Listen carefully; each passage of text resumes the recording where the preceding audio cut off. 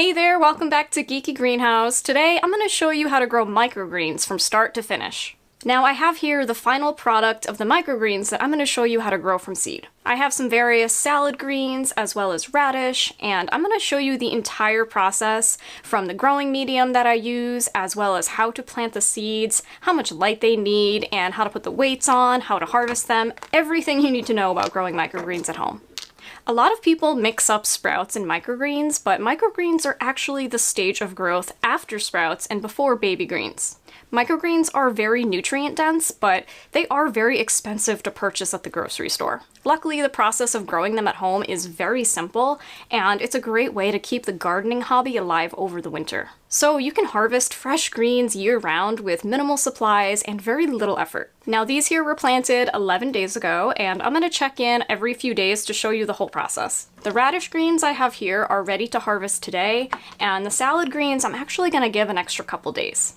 So what exactly do you need to get started growing microgreens at home? The first thing you need, of course, is seeds, and I like getting seeds from True Leaf Market. They've always been very reliable, and they have a huge variety of different greens that you can grow, from broccoli to salad greens, kohlrabi, so you can really sort through their catalog and take your pick. If you're new to growing microgreens, I definitely suggest radish, basic salad kits are great, kale or kohlrabi are awesome options as well. So for my growing medium, I definitely prefer using potting soil, and I'm using a pro mix blended with fertilizer, which is not completely necessary. You do not need to fertilize your microgreens, but I did some side-by-side testing and I really like the results of the fertilized ones better. However, microgreen seeds do have enough nutrition to take them through the stages of growth where you would be harvesting anyways. So I'm just using a basic Pro Mix soil along with a 4-4-4 fertilizer, but you can use Black Gold potting mix or another potting mix of your choice. And it's also worth noting that if you're using a potting mix that already has nutrients in it, you don't really need to add additional fertilizer anyways. You can also use a non-soil medium to grow your microgreens. So there are a few options. You can use bamboo or hemp mats, and they are pretty good because you don't have to deal with soil. However, I find that they dry out very quickly, and it's actually a little bit more challenging to grow microgreens this way as opposed to using soil. So if you're just getting started, I would recommend trying soil, but you can do some side-by-side tests and experiment with what you like best. Next, you're going to need your microgreen trays. So I really like the ones from Bootstrap Farmer. They are 5x5 trays, and they come with whole versions and non-whole versions. These are great because not everybody wants to grow a huge tray of microgreens. If you're just growing for your family, this is a perfect size, and you can grow different varieties in different trays. I'll leave a link to them below. And the other trays that I really like are just from Amazon. These are actually sprout trays, but they work really well for microgreens as well. And the reason that you use a tray with holes and one without holes is because as the microgreens progress, you're going to be watering them from the bottom. So that way you can just lift, water them from the bottom, and all is good. The other thing that you will need is a spray bottle. It does not have to be a fine mist sprayer, though I do prefer that. You'll also need some sort of light source, so a grow light is great in the winter. If you have a nice south-facing window, you can grow your microgreens that way as well. We are growing our microgreens inside, underneath the grow light. We're using the same grow light that we use for our seedlings. I will leave a link to everything below, so if you're interested in having a setup like this, I'll also leave a link to a video on where you can build your own seed starting setup, which is great for growing microgreens as well. And you will also need weights. So weighting the microgreens helps to simulate them being underground. And you don't need to purchase any fancy weights. I'm using rocks from the beach and a brick to weight my microgreens down. And finally, you're gonna need a sharp knife or scissors to harvest your microgreens. So let's go back 11 days to when we planted these microgreens and kind of go through the whole process together.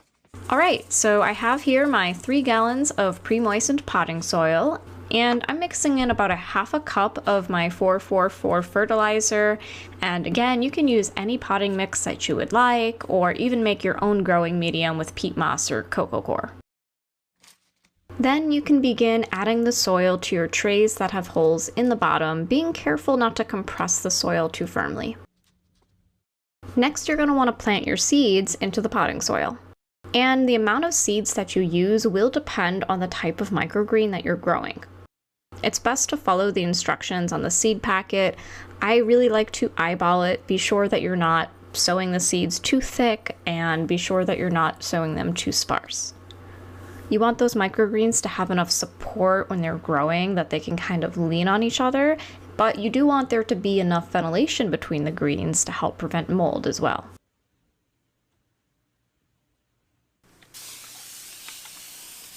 Next, you can give your seeds a good spraying with water, and you don't want them to be completely soaked, but you do need them moist enough for germination.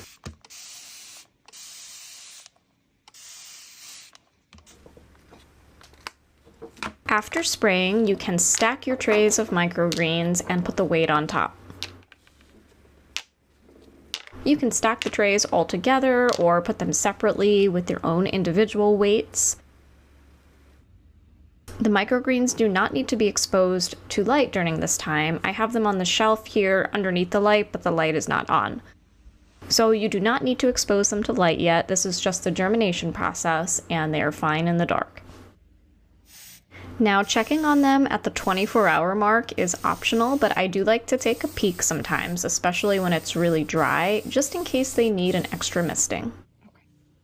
So this is at the 48-hour mark, and as you can see, there is some germination starting to happen, as well as some root hairs popping up, but I'm going to keep these stacked in the dark after giving them another misting of water. Okay, so now we are uncovering day 3, and microgreens never really look great at this point. They're always pretty straggly and yellow, but I am ready to expose these to light. The grow light will be on for 12 hours on and 12 hours off. And the microgreens in this green tray, I'm actually going to give them an extra day before exposing them to any light. And this is the point where some people like to do a blackout period. And what that is flipping one of the trays over to encourage the greens to stretch towards the light. I don't typically do this, but I am going to do it with one of the trays just so you can kind of see what it does.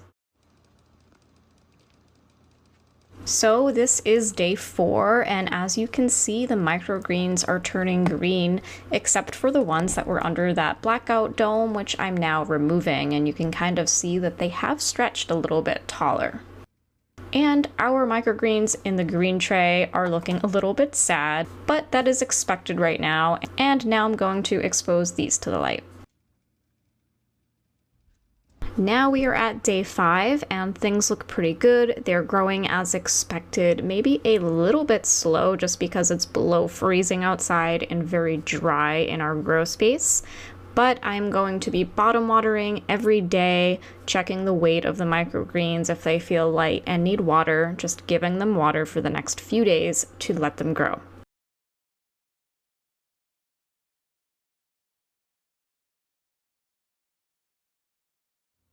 Alright, so we are 11 days after planting now, and the radish microgreens are ready to harvest.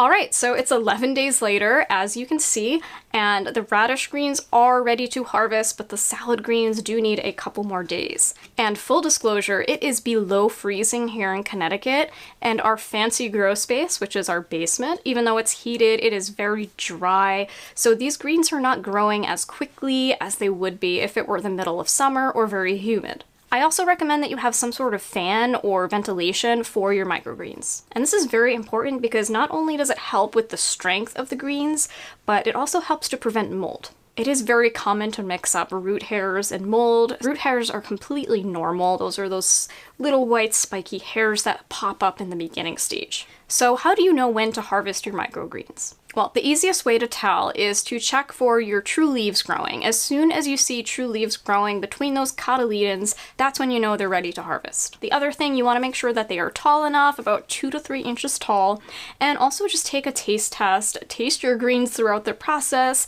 and get to know when they're ready to harvest that way. Alright, so like I said, the salad greens need a few more days to perk up and show those true leaves, but the radish are ready to go, so I'm going to show you how to harvest them. So you always want to harvest with clean hands and a clean pair of scissors or a sharp knife.